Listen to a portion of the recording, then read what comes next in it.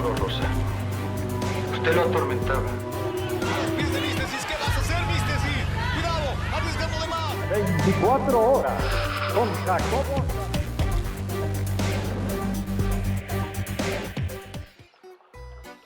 Buongiorno, caro amigo Gabriel Sosa Plata. Qué gusto estar contigo de viaje, recorrer lugares increíbles y sobre todo conversar sobre este apasionante mundo de la televisión mexicana y sus nexos con el poder.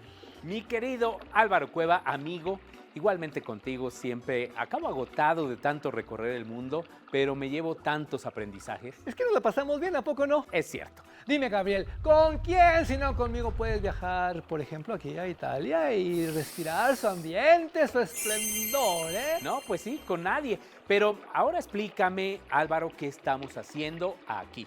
Bueno, primero tengo que explicarte que hoy vamos a estar hablando de la televisión educativa. Y fíjate que se cuenta que por allá de mediados de los años 60, una comitiva de mexicanos viajó con Álvaro Gálvez y Fuentes a diferentes países para estudiar cómo se hacía la televisión educativa en estos lugares. Ah, claro, y según tengo entendido, uno de los formatos que más les interesaba era precisamente el que se hacía aquí en esta bella tierra, la de Italia. Pero a ver, vamos a empezar desde el principio, porque de repente hay mucha confusión, muchas dudas.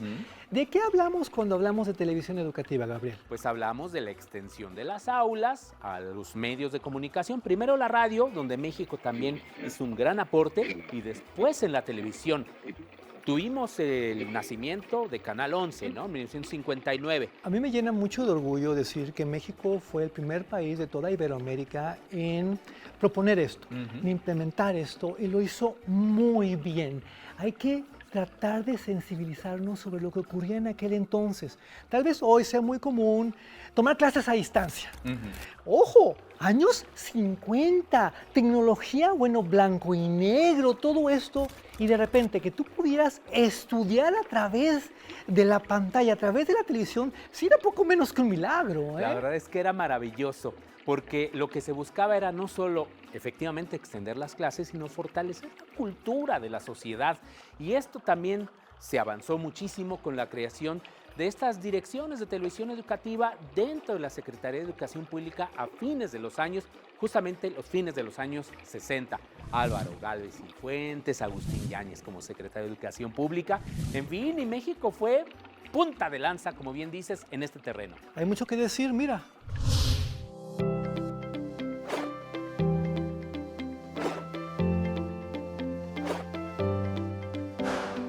En 1965, la Dirección General de Educación Audiovisual presentó un plan para el uso de la televisión al servicio de la alfabetización, y el Servicio Nacional de Educación por Televisión desarrolló un esquema pedagógico que sirviera a este objetivo. En septiembre de 1966, el subsistema telesecundaria inició una etapa experimental a circuito cerrado.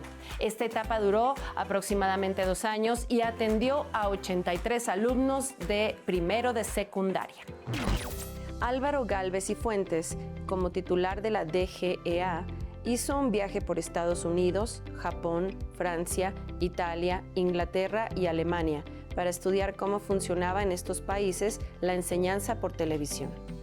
El 2 de enero de 1968, Agustín Yáñez otorgó a los estudios por telesecundaria plena validez oficial.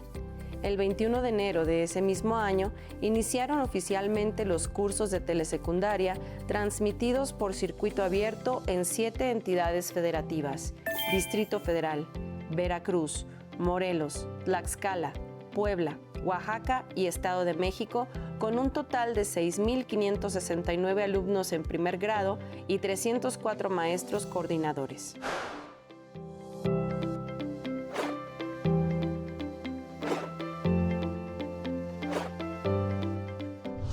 Me fascina lo que estamos haciendo, Gabriel, porque bajita la mano es como hablar de la historia prohibida de la televisión mexicana. Yo no sé por qué, pero nadie, absolutamente nadie, te habla de televisión educativa cuando habla de medios en México. Por eso yo quiero que vayamos a la raíz, a González Camarena. ¿Verdad que él también tuvo esta visión educativa cuando propuso aquel invento prodigioso? Sí, maravilloso. Desde los años 50, en donde él, gracias a esa capacidad que tenía para fabricar pues estos sistemas de televisión, permitió que se llevaran a cabo las transmisiones de circuito cerrado de algunas de estas clases en la Facultad de Medicina. Fue increíble, ¿eh? Incluso este aporte fundamental que hizo González Camarena fue retomado en universidades de Estados Unidos. Es que sí fue muy importante, es que sí es muy importante. Si no me crees, échale un ojo a esto.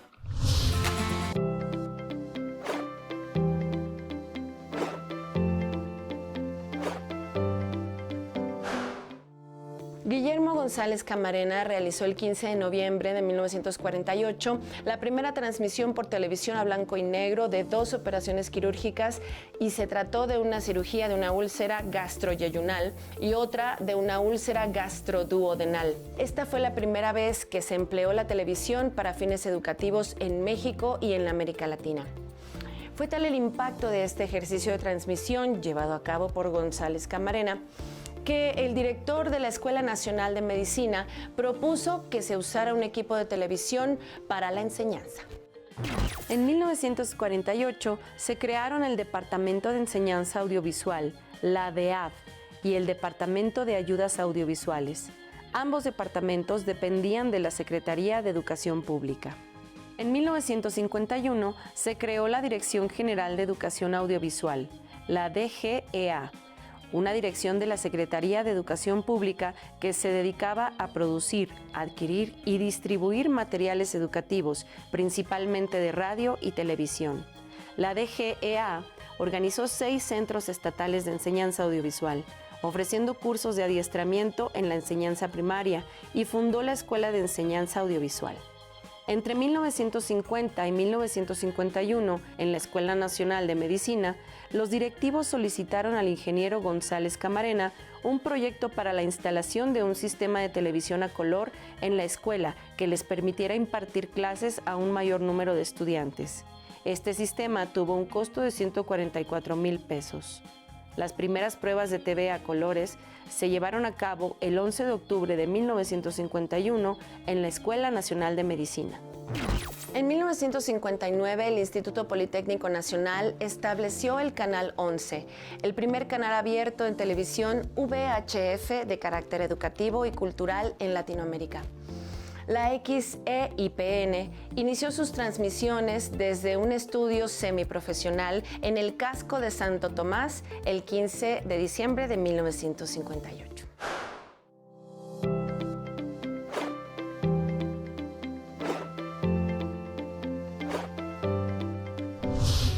¿Tú te acuerdas de las caricaturas de los supersónicos? Sí, sí me acuerdo, ¿cómo no? Yo creo que los estudiantes de medicina de aquella época se debieron haber sentido en algo así como muy futurista, porque, ojo, de repente, que un invento recién aparecido como la televisión te ofreciera la posibilidad de aprender algo tan tangible, algo tan complejo como la medicina, pues era como la máquina del tiempo hacia adelante, ¿no? Indudablemente. Te has de imaginar la cara de impresión de estos estudiantes cuando, por ejemplo, en algo tan pequeño como es una cirugía, ellos lo podían ver incluso a color en un monitor de televisión. Fue algo increíble, un gran aporte de Guillermo González Camarena. Un gran ejercicio de visión, porque solo alguien como él pudo entender que la televisión también servía Para la educación. exacto, para educar. Y después del corte, ¡ay! Esto se va a poner muy polémico, muy rabioso. Quédense con nosotros, es Televisión y Poder sobre Televisión Educativa. Continuamos.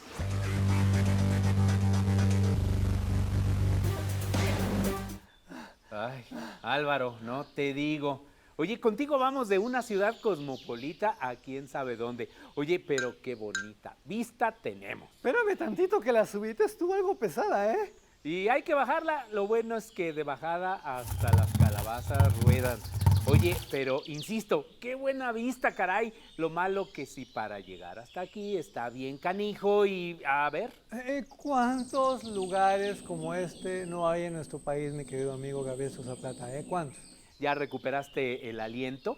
Sí, si quieres te esperamos, querido Álvaro. No te vayas a desmayar. No, ya estoy repuesto. Te decía que en México hay muchos lugares así de maravillosos, pero también que son lugares a donde es muy difícil llegar. Y en el siglo pasado, imagínate, más. Y esta problemática geográfica, además de muchos otros factores económicos y políticos, pues no permiten que la educación, que es un derecho, le llegue a todos los niños y adolescentes de México. Por eso la televisión en estos casos es una gran herramienta para que la educación llegara a más personas con las famosas telesecundarias. Indudablemente, un gran proyecto de Agustín Yáñez con Álvaro Gable Cifuentes, llevar efectivamente a esos rincones, a estos lugares, sí, como dices, muy hermosos, pero también con mucha marginación, el poder de la televisión para que las clases llegaran a estos centros y de esta manera, pues abatir el rezago educativo que ha tenido México. Era maravilloso cómo se aprovechaba la tecnología de los satélites para llegar a todos los rincones del país, tanto que en muchos otros países de Latinoamérica se empezó a copiar este modelo. Sí estamos ante algo bien importante, bien poderoso. Digo, es televisión y poder, el poder de la educación, mira.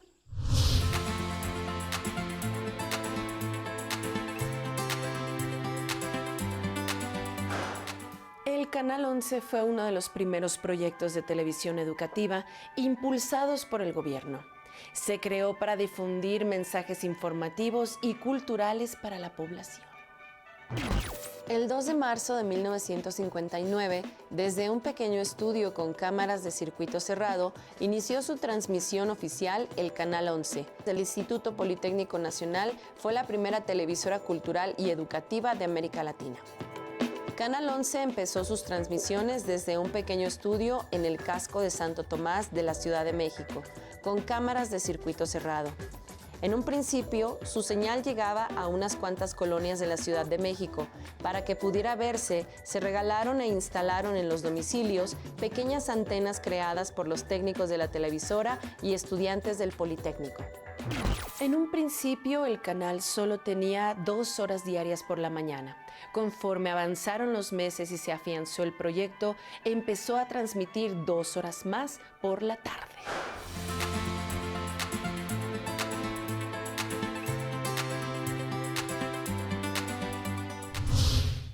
Mi querido Álvaro Cueva, el Canal 11 de televisión es sin duda un ejemplo de televisión educativa. Es no solo estas clases, sino mucho más. Esta es una historia que yo creo alguien algún día va a convertir en una super serie de estas que te inspiran, porque en verdad estamos hablando de una cuestión muy inspiradora. Ojo, hoy estamos acostumbrados a tener comunicadores a cuadro. En aquellos tiempos no. Eran las maestras y los maestros del IPN los que tuvieron que transformarse en locutores para, además de todo esto, darle clases a las multitudes a través de la televisión. Pero no era como de que siéntate y finge que estás con un escritorio, no. Era toda una labor tecnológica. Ellas y ellos tenían, por ejemplo, unos vidrios que utilizaban como pizarrón para que en tu pantalla, en tu televisor, pues tuvieran los números. Pero ¿qué crees? Tenían que escribir todo al revés para que la gente lo viera al derecho. Era como muy loco, pero lo hacían, y lo hacían súper bien. Y poco a poco esto que comenzó con clases de matemáticas, de química, etcétera, etcétera, etcétera, fue llegando a territorios periodísticos, fue llegando a territorios críticos, y el resultado fue una bomba maravillosa. Educación a la N potencia. Mira, mira.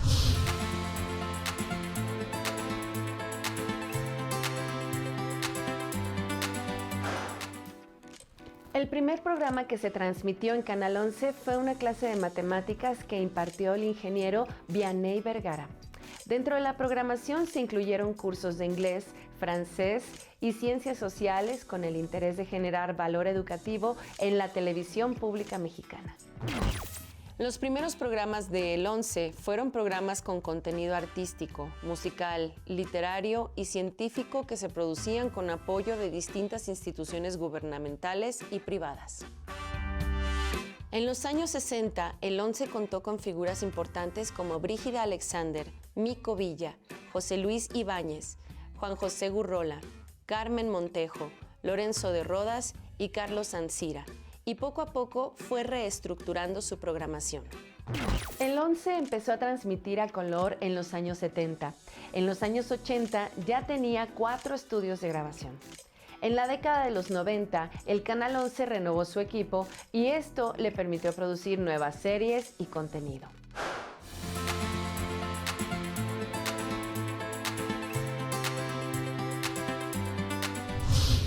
Oye, Álvaro, como que, ay, ya está refrescando, ¿no crees? Híjole, Gabriel, de veras. Primero me dejas sin aire y ahora me estás congelando. ¿Qué te pasa? Oye, Álvaro, pero eso... No, pues sí. ya vamos a bajar, ¿no? No, sí hay que bajar. Oye, Álvaro, pero ten cuidado, Álvaro.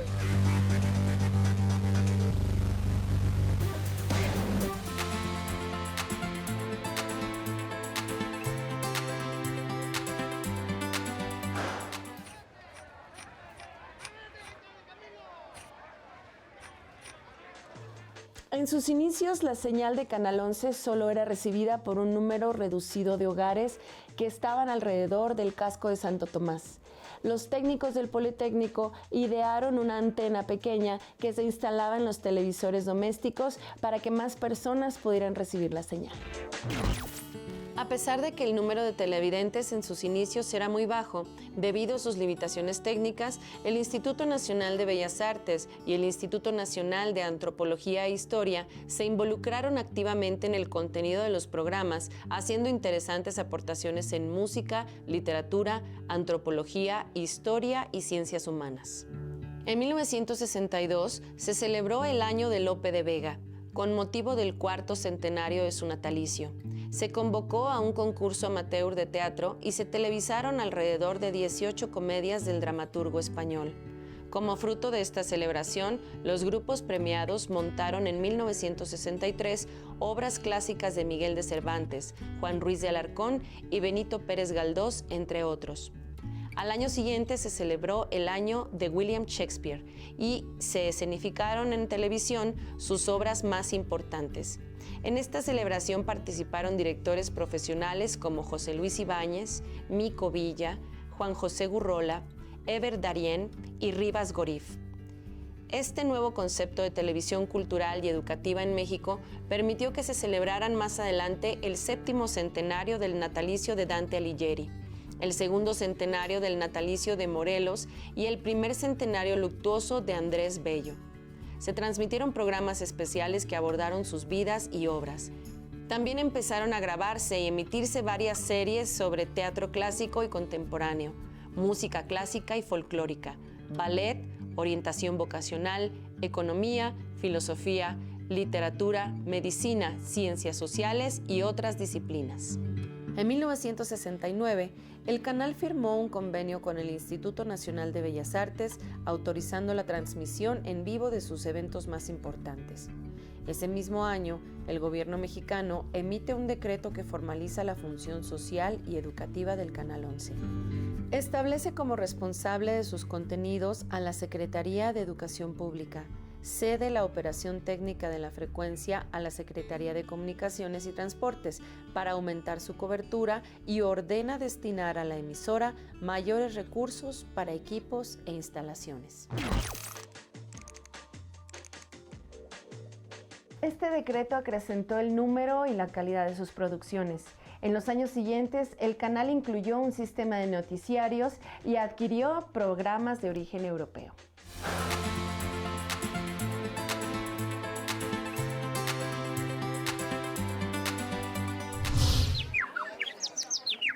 Oye, Álvaro, ¿en serio no quieres que te revise un doctor? Hombre, si estoy re bien, lo hubieras visto hace rato. Oye, pero yo te veo así como que deteriorado, amigo? Así que a mí, no, ándale. Mejor regresemos al tema porque hay mucho que decir de Canal 11. Todavía mucho que decir. Oye, yo te veo tan deteriorado como las antenas de los años 60. Es una gran historia, ya nadie se acuerda, pero en aquella época, pues la gente no estaba acostumbrada a cambiar de canal, mucho menos a dirigir bien aquellas antenotas de techo. Y pues la señal del 11, así que dijeras tú, no, hombre, qué potente, pues no. Es que transmitía casi como con 3 focos, Álvaro. Ajá, casi.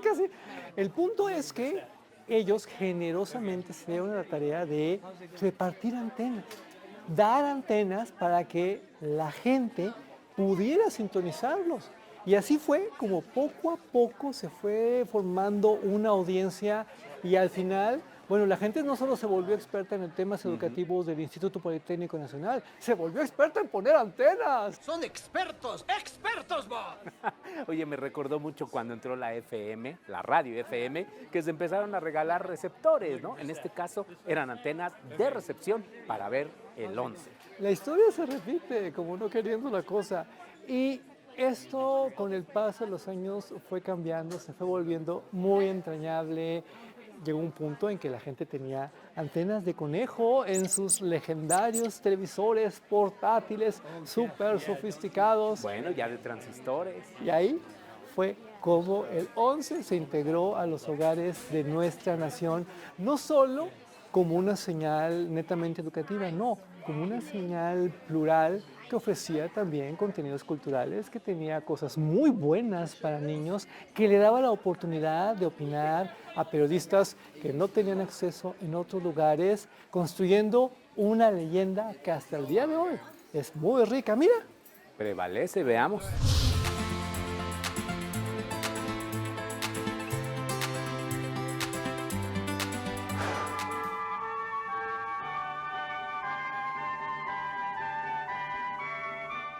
El gobierno del presidente López Portillo buscó reestructurar y renovar el Canal 11.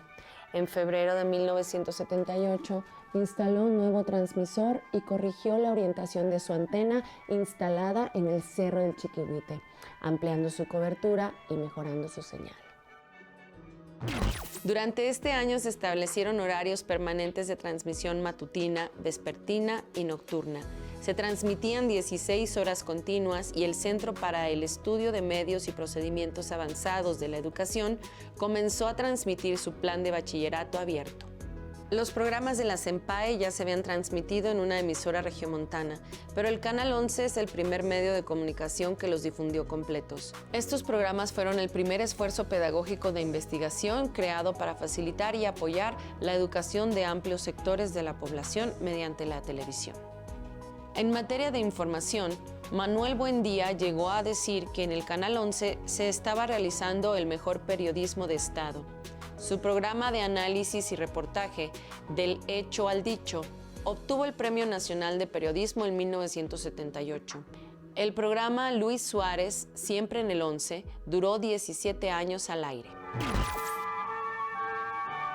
El gobierno López Portillista entregó en 1978 un subsidio directo al Canal 11 por parte de la SEP y le otorgó estatus jurídico al canal, lo que le permitió la asignación y ocupación definitiva de terrenos e instalaciones. En 1979 adquirió unidades móviles, estrenó un nuevo equipo para transmitir a color y amplió sus instalaciones. El último año de gobierno de López Portillo, la SCT le otorgó a la televisora autorización para operar 20 canales repetidores ubicados en 13 estados de la República.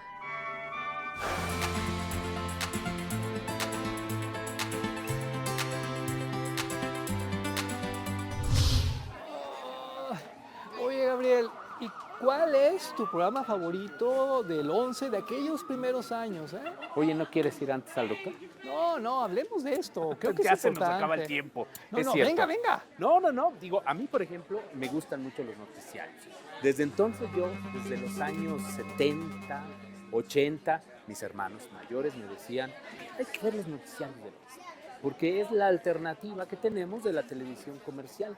Y recuerdo mucho a un conductor, Ignacio Martínez Carpintero, ¿no?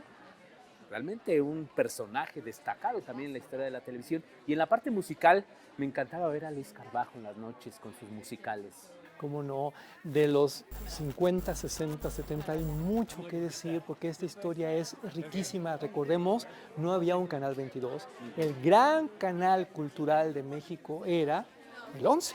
Sí, ahí tenías los conciertos y ahí tenías el arte, ahí tenías la literatura, ahí tenías la danza, ahí tenías el teatro y el poder de convocatoria era magnífico, realmente enorme. Las grandes luminarias iban al 11, que si Ofelia Guilmain, que si López Tarso, bueno, era fantástico. ¿Y qué me dices de las primeras producciones sobre educación sexual? O de cuando llegó una jovencita desconocida a inventar el periodismo urbano en la televisión mexicana. Ella se llamaba, y se llama, Cristina Pacheco. ¡Uf! Uy, no, tanto que contar de ella, ¿no? Pero vámonos con algo que ojalá te sepas. A ver, venga, porque Es yo creo que la A ver. canción más entrañable del 11, la del programa A la Cachi Cachi Porra. Ah, claro que sí. A ver, venga, recuérdame. Desde 5, Telunam, 4, 3, Televisión y Poder. 2, A la Cachi Cachi Porra, porra. A la Cachi Cachi Porra, porra. Politécnico. Politécnico.